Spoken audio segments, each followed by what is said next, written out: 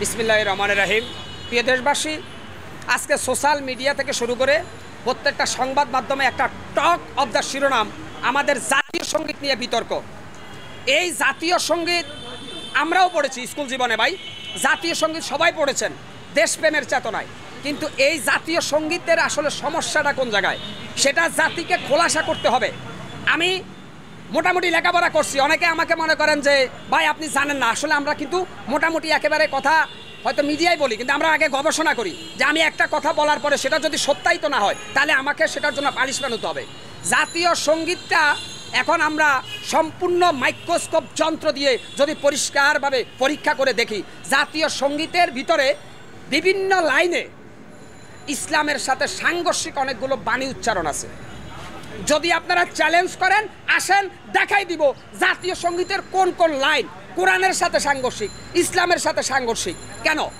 আমার কথা হচ্ছে, আমি একজন মুসলমান, আমি জাতীয় সঙ্গীত বলবো দেশপ্রেমের চেতনায়, কিন্তু সেই জাতীয় সঙ্গীত গাইতে গিয়ে আমি যেন আমার আল্লাহকে ছোট না করি। আমি জাতীয় সঙ্গীত গাইব দেশপ্রেমের চেতনায় উদ্দীপ্ত হয়ে, সেই জাতীয় সঙ্গীত গাইতে গিয়ে আমি মুসলমান হিসাবে আমার কোরআনের আইনকে লঙ্ঘন না করি। এটাই হচ্ছে আমাদের কথা।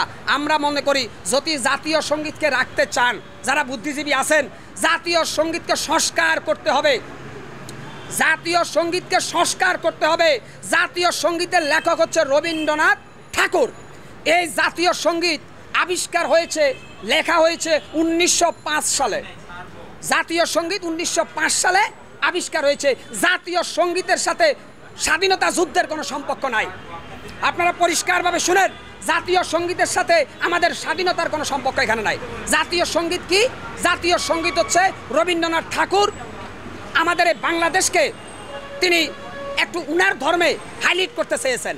তো উনি একজন কবি, আমি উনাকে সম্মান করি। রবীন্দ্রনাথ ঠাকুর একজন বড় মাপের তিনি কবি ছিলেন। তবে তিনি তার জাতীয় সঙ্গীতের ভিতরে, আমরা জানি এই মস্তিষ্ক আল্লাহ ব্যতীত আর কারো কাছে নত হবে না, কিন্তু এই জাতীয় সঙ্গীতের ব্যাপারে আমি যেটা পাইছি, আমি যে জিনিসটা পাইছি যে জাতীয় সঙ্গীতের কয়েক লাইনে যায় দেখলাম আমার এই মস্তিষ্ক ওই যে মাটির তরে আমি ঠেকাইতেছি না। আসমান জমিন সকল কিছুর মালিক আল্লাহ, এই মস্তিষ্ক নত হবে আল্লাহর কাছে। কিন্তু এই জাতীয় সঙ্গীত নিয়ে অনেকে জানে না। তারা মনে করছে যে যারা উগ্রবাদী মৌলবাদী ওরা জাতীয় সঙ্গীতের বিরোধিতা করছে। না, এগুলো দিয়ে সাম্প্রদায়িক দাঙ্গা লাগানোর চেষ্টা করবেন না। আগে বুঝেন আমার কথাটা। জাতীয় সঙ্গীতের অনেকগুলো জায়গায় স্পষ্টভাবে শিরক আছে। শিরক হচ্ছে আল্লাহর সাথে সমকক্ষ অন্য কাউকে শরিক করা। এই জাতীয় সঙ্গীতের ভিতরে আমরা অনেক বস্তুকে আল্লাহর সমকক্ষ বানাই ফেলছি। তাইলে আমি আপনাকে বলি না, এখানে যারা জাতীয় সঙ্গীত যারা রচনা পড়ছেন, জাতীয় সঙ্গীতের যে লাইনগুলো আছে সেগুলো যদি আপনারা পর্যালোচনা করেন, আপনারা দেখতে পারবেন কোন কোন জায়গায় আমরা আল্লাহর সাথে শিরক করছি। এখন আমি লাইন বলতে গেলে তো আপনার খুচরা আগের থেকে বইরে আসতে হবে। আমি তো আপনারা বললাম যে আমরা তো আর আলেম না, আর আমরা তো বুদ্ধিজীবী না। কিন্তু আমরা যেটা পাইছি কয়েক জায়গায় যেটা পাইছি যে জাতীয় সঙ্গীতের ভিতরে একটা জায়গায় আছে, জাতীয় সঙ্গীতের একটা জায়গায় আমরা পাইছি যে তোমার চরণ তলে ঠেকাই মাথা। তোমার চরণ তলে ঠেকাই মাথা, এটাই তো সবচাইতে বড় শিরক মিয়া। এই কি জাতীয় সঙ্গীত? আমি জাতীয় সঙ্গীত গাইব দেশপ্রেমের চেতনায়, কিন্তু সেই জাতীয় সঙ্গীতে কেন আমি আল্লাহরে বাদ দিয়া কারো চরণে মাথা ঠেকামো? এটার নাম জাতীয় সঙ্গীত। আমার দেশের মাটির কাছে মাথা নত করা যাবে না। আমি আমার দেশের মাটিকে রক্ষা করার জন্য জীবন দিব, কিন্তু আমি আমার সকল কিছু মুশকিল আসানের জন্য একমাত্র মহান রবকে সেজদা দিব। আমার এই মস্তিষ্ক, এই যে চরণ, আমার এই মস্তিষ্ক নত হবে আল্লাহর কাছে, আর কারো কাছে নত হবে না। তো রবীন্দ্রনাথ ঠাকুর উনি যেহেতু একজন হিন্দু ধর্মাবলম্বী লোক, উনার ধর্মে আছে বিভিন্ন দেবদেবতার পূজা করা। আমার কথা পরিষ্কার, এই যে রবীন্দ্রনাথ ঠাকুর একজন হিন্দু সম্প্রদায়ের লোক, উনার হিন্দু ধর্মের প্রতি আমি সম্মান রাখা বলি। হিন্দু ধর্মের ভিতরে উনাদের বিভিন্ন দেবদেবতা আছে। সেই দেবদেবতার প্রতিচ্ছবি কেন জাতীয় সঙ্গীতে উঠে আসবে, এই প্রশ্ন করতেছি জাতির বিবেকের কাছে। রবীন্দ্রনাথ ঠাকুর একজন হিন্দু ধর্মাবলম্বী লোক, তো উনার সেই জাতীয় সঙ্গীতের লাইনটা হিন্দু ধর্মাবলম্বী লোকদেরকে হাইলাইট করা হয়েছে। অতএব আমরা যারা মুসলমান আমাদের হৃদয়ে রক্তক্ষরণ হচ্ছে যে জাতীয় সঙ্গীতের ভিতরে খোদা বিরোধী, আল্লাহ বিরোধী কোনো বস্তু যেন আমাদেরকে প্রভু হিসাবে আখ্যায়িত না করতে পারে। সেটাই হচ্ছে জাতীয় সঙ্গীতের সাথে আমাদের মতামতের অমিল। তাই আমি বলবো, যদি জাতীয় সঙ্গীতকে আপনারা রাখতে চান, জাতীয় সঙ্গীতের ভিতরে যেসব লাইনে কোরআনের সাথে সাংঘর্ষিক, আল্লাহর সাথে সাংঘর্ষিক, সেই লাইনগুলোকে কেটে নতুন কিছু ঢুকিয়ে দিতে হবে। তাহলে আমরা একটি শান্তিপূর্ণ সমাধানের দিকে এগোতে পারবো। আর না হলে আমরা যারা মুসলমান, আমরা হাসরের ময়দানে আল্লাহর কাছে আসামির কাঠগড়ায় দাঁড়াবো। সেদিন আমাদেরকে কে রক্ষা করবে? হাসরের ময়দানে যখন আমি আল্লাহর আদালতে দাঁড়াবো, তখন কি আমার রবীন্দ্রনাথ ঠাকুর বাঁচাইতে পারবে? তখন কি আমারে বঙ্গবন্ধু বাঁচাইতে পারবে? জিয়াউর রহমান বাঁচাইতে পারবে? অতএব হাসরের ময়দানে আল্লাহর আদালতে যেন আমি নির্দোষ থাকতে পারি, সেই জন্য এই জাতীয় সঙ্গীতের ভিতরে আল্লাহ বিরোধী, কোরআন বিরোধী যে লাইনগুলো আছে, এগুলোর বিরুদ্ধে আমি প্রতিবাদ করব সেটা না, এগুলোর বিরুদ্ধে কথা বলতে গিয়ে ফাঁসির কাস্টে ঝুলতে রাজি আছি, স্বয়ং আল্লাহ পাকের প্রতি বিশ্বাস স্থাপন করে।